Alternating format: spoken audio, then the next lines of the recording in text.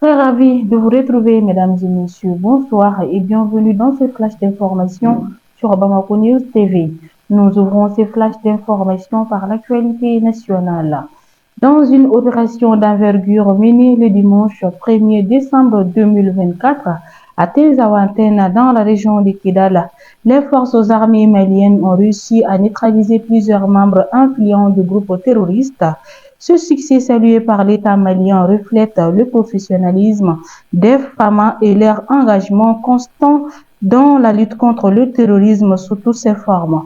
Parmi les individus ciblés lors de cette opération figurent deux figurants majeurs de la nébuleuse terroriste, Shoaib Ag Attahar et Al-Barka Ag Al-Faki. Ces leaders étaient connus pour leur implication dans les attaques meurtrières visant aussi bien les forces armées que les populations civiles. Leur élimination consiste un coup dur porté à l'organisation terroriste, perturbant significativement ses activités et son réseau opérationnel.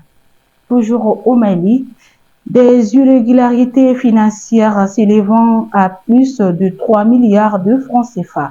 La présente vérification porte sur les opérations de recettes et de dépenses de la Direction générale et des directions des zones de production de l'Office du Niger au titre des exercices de 2020, 2021, 2022, 2023 et 2024 au 31 mars. Elle a pour objectif de s'assurer de la régularité et de la sincérité des opérations de recettes et de dépenses effectuées par la Direction générale et les directions de zone de production de l'Office du Niger. Les travaux de vérification ont porté sur les opérations de dépenses et de collecte des recettes de redevances ainsi que sur les actes de recrutement du personnel. Toutefois, ils n'ont pas concerné les dossiers traités lors de la vérification financière de la gestion de l'Office du Niger, entreprise suivant les pouvoirs numéro 033-2022 BVG du 3 novembre 2022, modifié par les pouvoirs numéro 040-2022 BVG du 1er décembre 2022 du vérificateur général et l'objet du rapport de la vérification financière en date de juillet 2023, la mission de vérification a mis en exergue des irrégularités administratives et des irrégularités financières. Le Mali face au drame de la migration irrégulière, le gouvernement malien a lancé une grande campagne de sensibilisation pour dissuader les jeunes de prendre des risques inconsidérés. Préserve ta vie et refuse l'incertitude. Tel est le message fort lancé par le ministre des Maliens de l'extérieur. Les jeunes meurent chaque année en tentant de rejoindre l'Europe.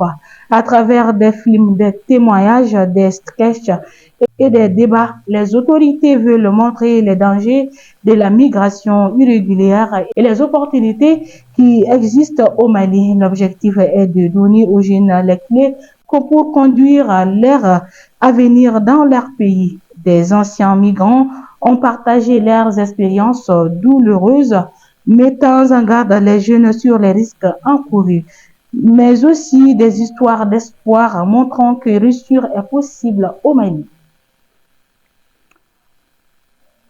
Dans le cadre des consultations politiques visant le renforcement des relations bilatérales, Son Excellence M. Abdoulaye Diop, ministre des Affaires étrangères et de la coopération internationale, en compagnie du général de corps d'armée Sadio Kamara, ministre de la Défense et des anciens combattants, effectue du 1er au 3 décembre 2024 une visite d'amitié et de travail au cœur en République arabe d'Égypte. Cette mission conjointe s'inscrit en droite ligne de la volonté partagée des plus hautes autorités des deux pays de diversifier et de renforcer les domaines de coopération bilatérale dans le cadre d'intérêts réciproques. À cet égard, plusieurs activités importantes sont inscrites dans l'agenda des deux ministres, notamment des rencontres bilatérales, des échanges politiques de haut niveau et des séances de travail au niveau sectoriel. À présent, l'actualité internationale. Les forces de l'ordre de Gaoua au Burkina Faso ont mené une opération d'envergure qui a abouti à la saisie de plus de 5000 litres d'alcool de contrebande de 90 kg de chanvre indien. Cette action a été réalisée avec le soutien du groupement des compagnies républicaines de sécurité, marquant un coup dur pour les réseaux trafiquants dans la région. Les produits saisis, évalués à 25 millions de francs CFA, étaient destinés au marché local, particulièrement en prévision des fêtes de fin d'année. Les enquêtes relèvent que ce trafic était orchestré depuis la commune de Malba avec un réseau bien implanté approvisionnant les sites d'orpaillage artisanal de Gaoua, Kamti et Galgouli. Cette intervention illustre non seulement l'efficacité des forces de sécurité, mais également l'importance de la collaboration entre les autorités de la population locale. Les habitants ont joué un rôle clé en signalant les activités suspectes, permettant ainsi le démantèlement du réseau. L'ancienne première dame de Côte d'Ivoire, Simone Gbagbo, a été investie comme candidate à l'élection présidentielle d'octobre 2025 par son parti, le mouvement de génération capable. L'annonce a été faite samedi lors de la première convention du parti tenue à Moussou, son village natal situé dans la commune de Grand Bassama. Dans son discours d'investiture, Simone Gbagbo, âgée de 75 ans, a exprimé sa vision pour la Côte d'Ivoire. J'ai accepté d'être candidate parce que je crois profondément que chaque Ivoirien, quelle que soit sa condition, peut transcender les épreuves pour rêver, créer, bâtir et réussir. Elle a également proposé un projet ambitieux pour son pays et pour l'Afrique. Je vous fais une offre audacieuse, celle de construire une Côte d'Ivoire totalement transformée, modernisée et prospère dans une Afrique décomplexée, développée, équipée, incontournable, forte et respectée de tous. Le Sénégal a commémoré hier dimanche 1er décembre 2024 le 80e anniversaire du massacre de Thiaroye, un événement tragique de son histoire. La cérémonie présidée par le président Bassirou Diomaye Faye a rassemblé des dirigeants africains, des membres du gouvernement et des invités venus du monde entier.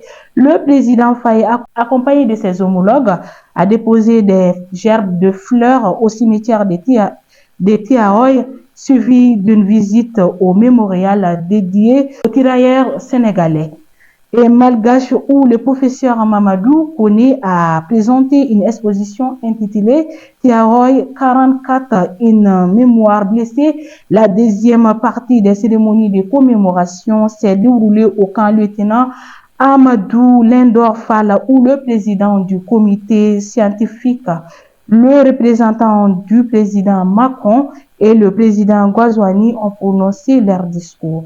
Et voilà, mesdames et messieurs, nous sommes au terme de ce flash d'information.